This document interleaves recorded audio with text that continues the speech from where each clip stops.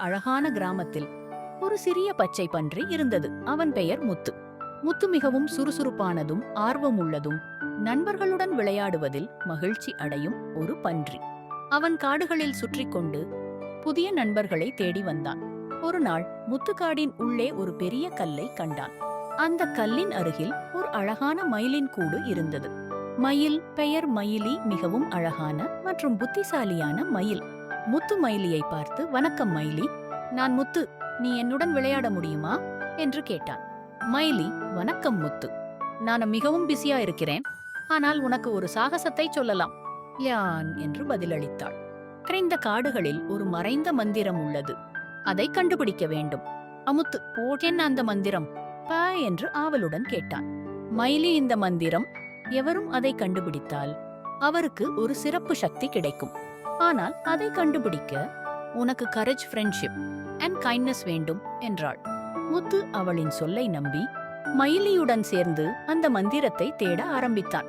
அவர்கள் பல சவால்களை சந்தித்து காடுகளில் நடந்து புதிய நண்பர்களை சந்தித்தனர். ஒரு நாள் அவர்கள் ஒரு பெரிய ஆற்றை கடக்க வேண்டியதாயிற்று. முத்து தனது கரேஜை பயன்படுத்தி ஒரு மரத்தை கொண்டு அந்த ஆற்றை கடக்க முடிவு செய்தான். மயிலி, "நீயே இதற்கு முன்னால் இதை செய்திருக்கிறாயா?" என்றாள். முத்து, "இல்லையானால் நண்பர்களுக்காக நான் எதையும் செய்யலாம்" என்றான்.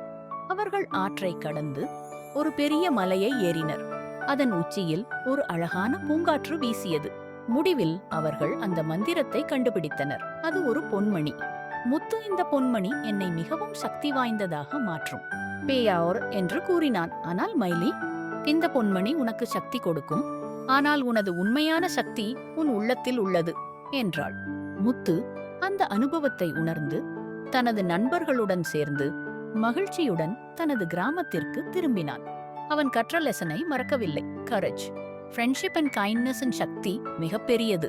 முத்து மற்றும் மயிலி என்றும் நண்பர்களாகவே இருந்தனர். மேலும் மற்றவர்களுக்கு இந்த முக்கியமான பாடங்களை கற்றுக் கொடுக்கத் தொடங்கினர்.